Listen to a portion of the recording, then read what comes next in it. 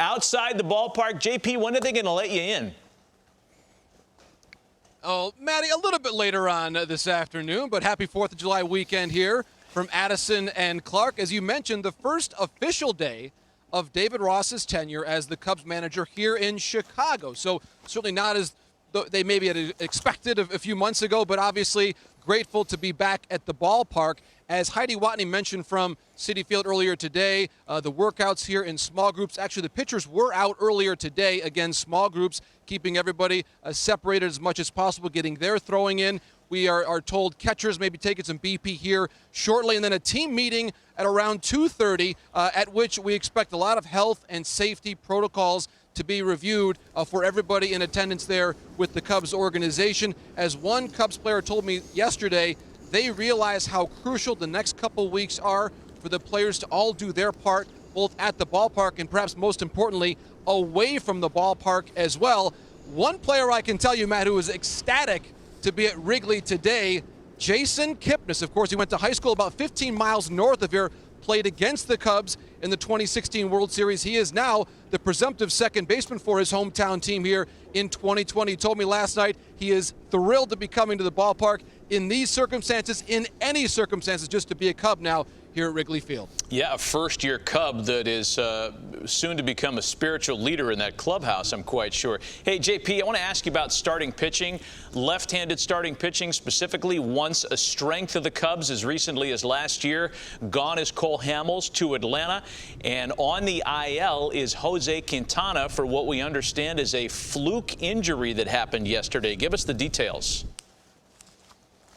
Yes, Matt, he actually had surgery this week to repair some nerve damage to his left thumb, which he injured doing dishes at home. So right now, Jose Quintana is not going to throw for the next couple weeks. We start to do the math. You would say that the regular season will be tough for him to get ready for opening day or the first turn through the rotation. So the Cubs already, Matt, confronted with a bit of a rotation depth question. They're going to have to already count on Tyler Chatwood to have a really solid season for them as the fourth starter. He had usually been a reliever for them last year, but Chatwood's going to have to be now a reliable starter in the fourth spot, and now something of an open competition for the fifth spot. Alec Mills has had some pretty good outings for the Cubs, really came up as a bit of a surprise last year after a very good season at the Pacific Coast League, so we could see Mills in the fifth spot, Adbert Alzolay as well, a very highly regarded prospect, Jarrell Cotton perhaps coming back from injury, Colin Ray, Dwayne Underwood Jr., so a real group of pitchers all competing now for the fifth spot, so certainly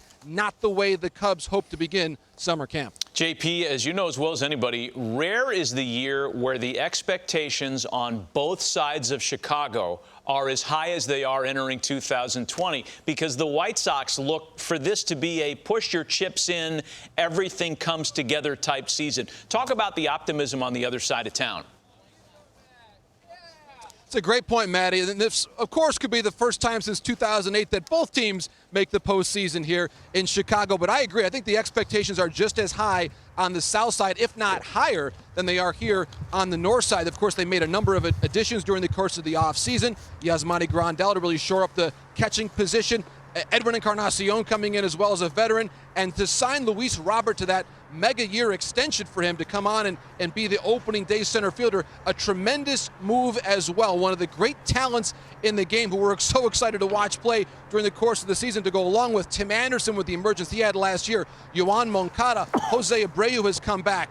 There are not a whole lot of holes in this lineup right now, Matt. I think right now, Yohan Moncada made the point this week in a Zoom teleconference with the media that, yes, the Minnesota Twins are the team to beat because they are the reigning champions. But, Matt, I think if you gave that team true serum right there on the south side, they believe they can play with anybody in the American League Central this year.